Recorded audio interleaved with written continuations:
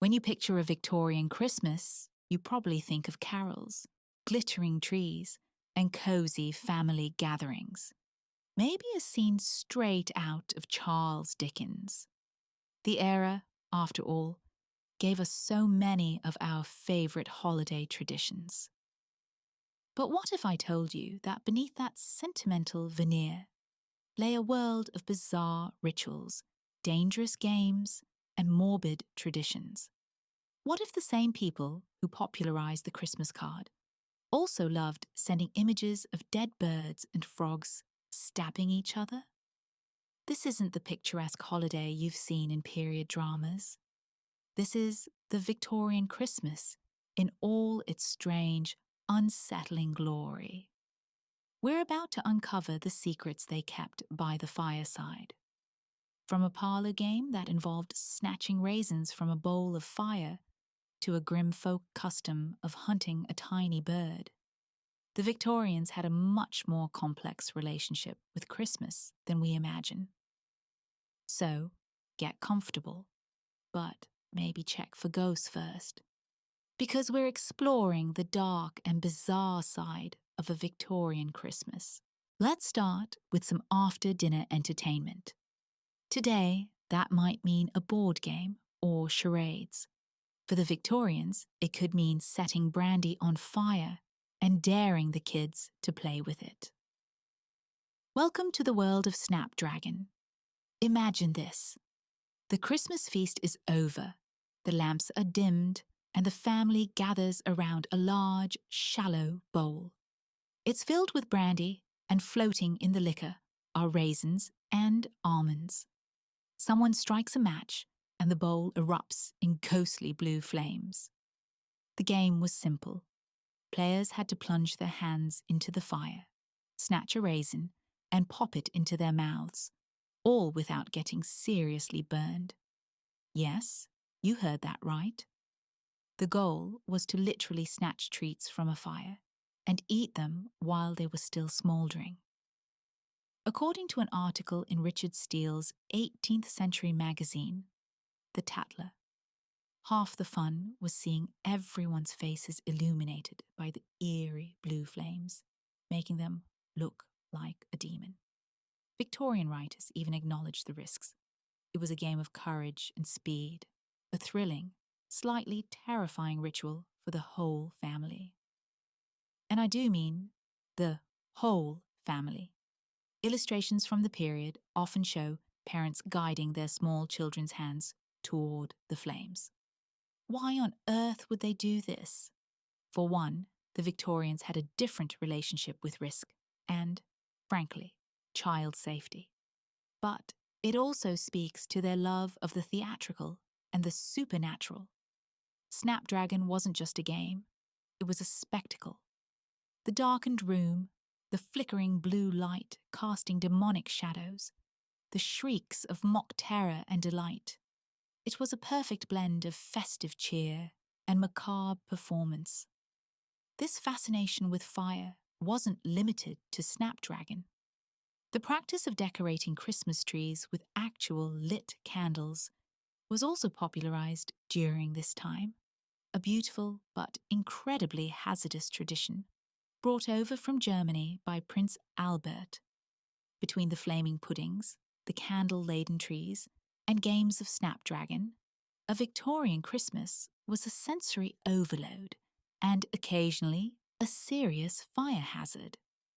It was a world where festivity and danger walked hand in hand, where a little peril was considered part of the holiday fun. Today, sending Christmas cards is a wholesome tradition. You pick a design with a snowy landscape, or maybe a picture of your family in matching sweaters. It's a simple gesture of warmth. The Victorians invented the Christmas card, but their idea of a festive greeting was often different. Sometimes it was downright creepy. The first commercial Christmas card was commissioned by Sir Henry Cole in 1843.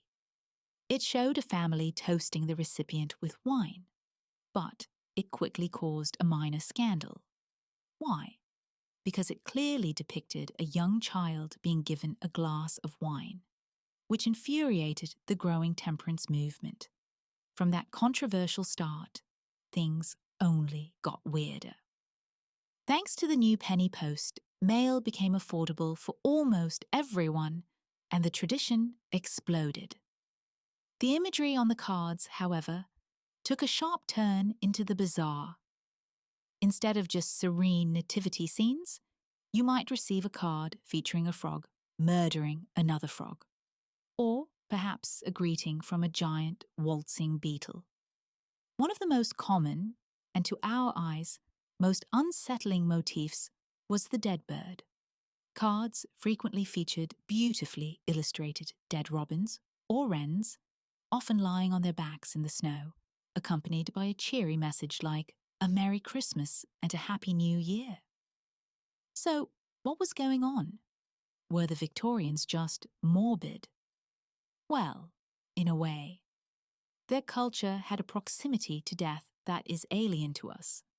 But these images weren't necessarily meant to be sad. The dead robin, for example, had a complex symbolism.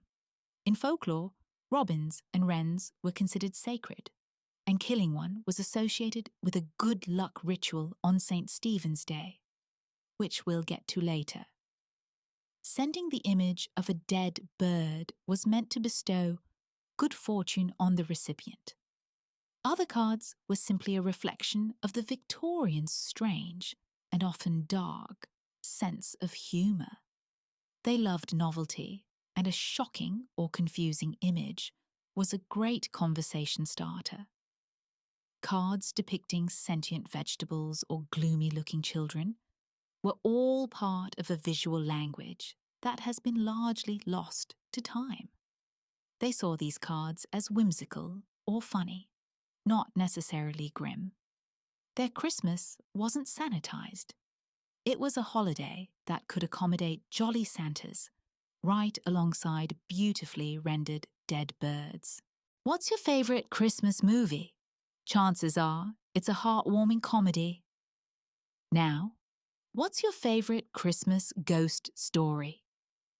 If your first thought was Charles Dickens' A Christmas Carol, you've stumbled upon one of the most significant, and now largely forgotten, Victorian Christmas traditions telling ghost stories. Long before Halloween became the designated spooky season, Christmas Eve was the night for tales of spectres and phantoms.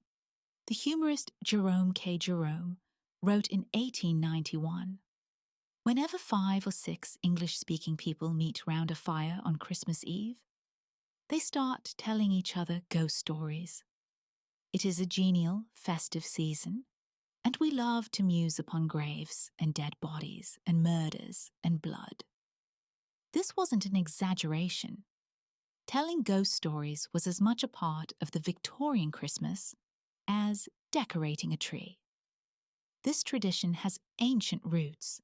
Pre-Christian winter solstice festivals, like Yule, often centered on the idea that midwinter was a time when the veil between the worlds of the living and the dead was at its thinnest. The long, dark nights naturally lent themselves to thoughts of the supernatural. The Victorians, with their fascination for spiritualism and the occult, revived this ancient association with gusto. Charles Dickens was the undisputed master of the Christmas ghost story.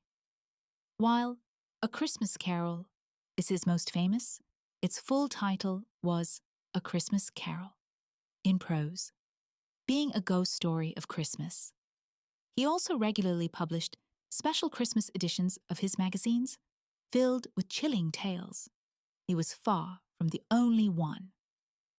The master of the English ghost story, M.R. James, made it a tradition to read a new, terrifying tale to his friends and students at King's College, Cambridge, on Christmas Eve. These weren't gentle hauntings.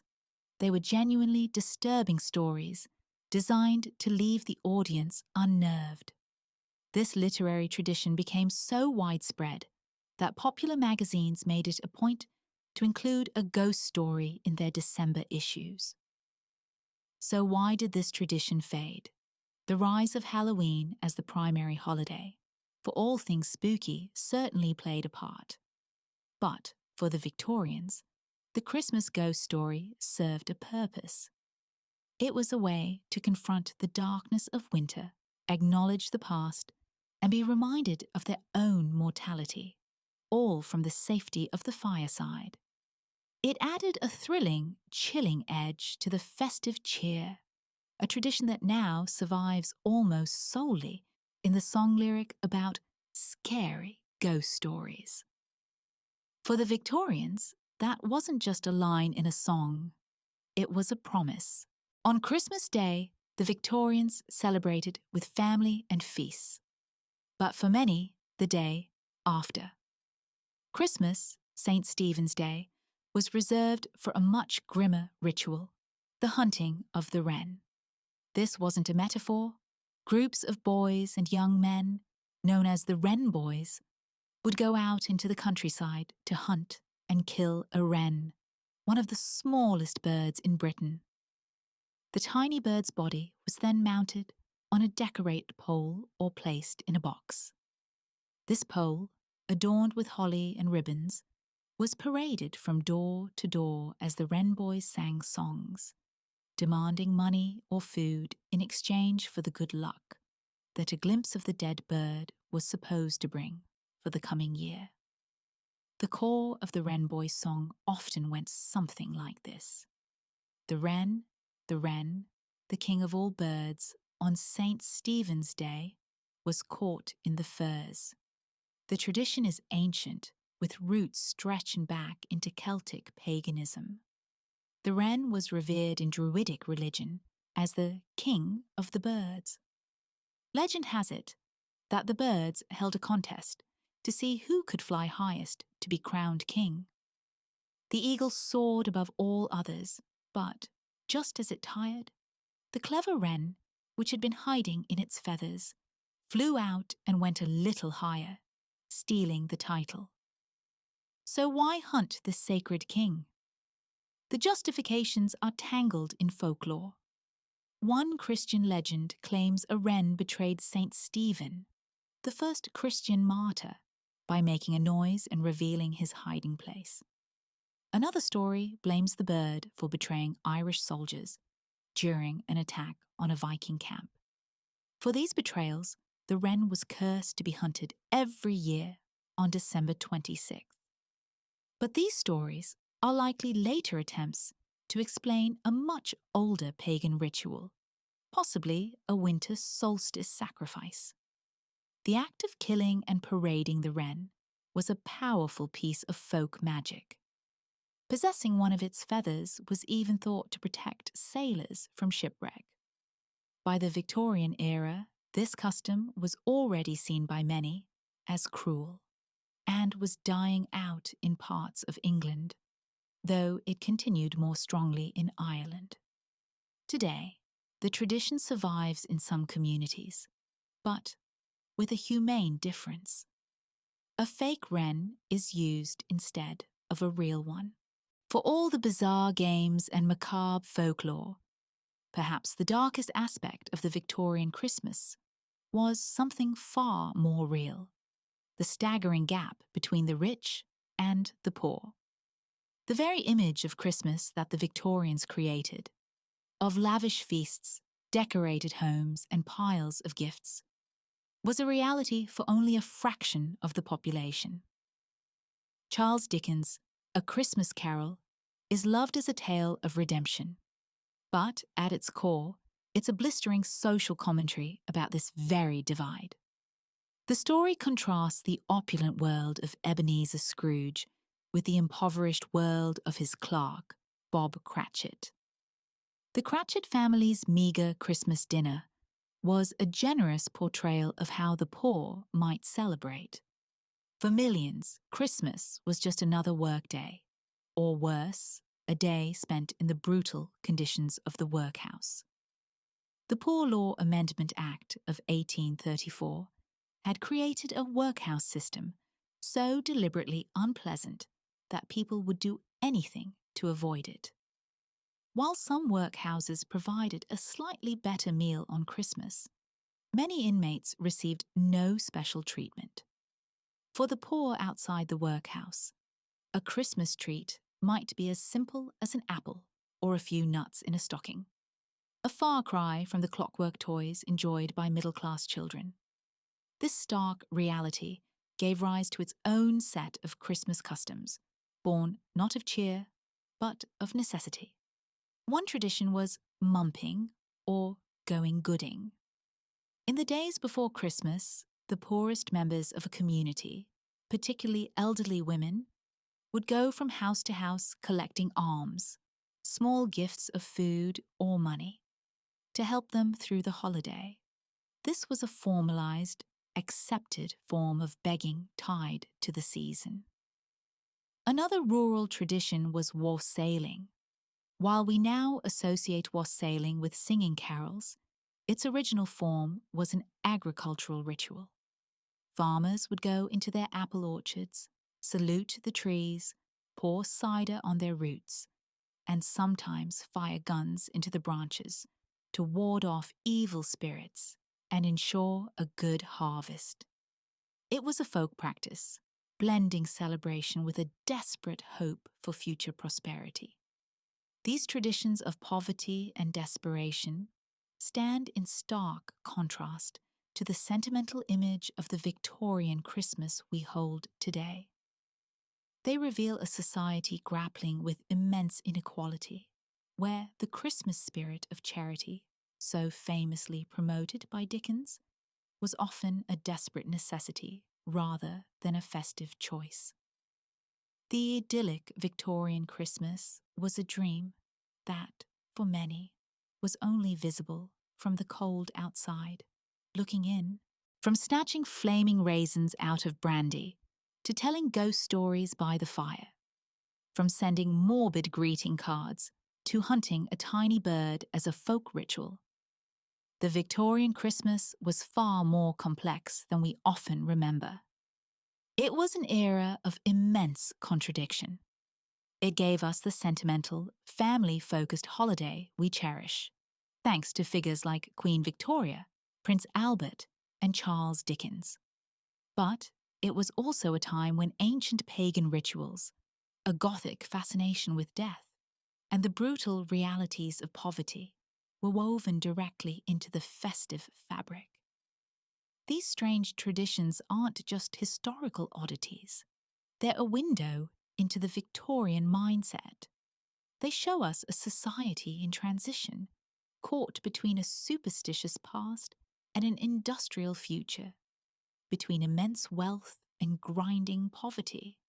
The eerie blue flames of Snapdragon, the unsettling images on their Christmas cards, and the ghostly tales told by the fire were all ways of navigating the darkness that coexisted with the festive light. So the next time you hang an ornament on a tree or send a holiday card, remember its origins. Remember that the holiday we know is a curated version of a much stranger, darker, and more fascinating past. The Victorians didn't just give us Christmas as we know it. They gave us a Christmas that reflected their own complicated and wonderfully weird world.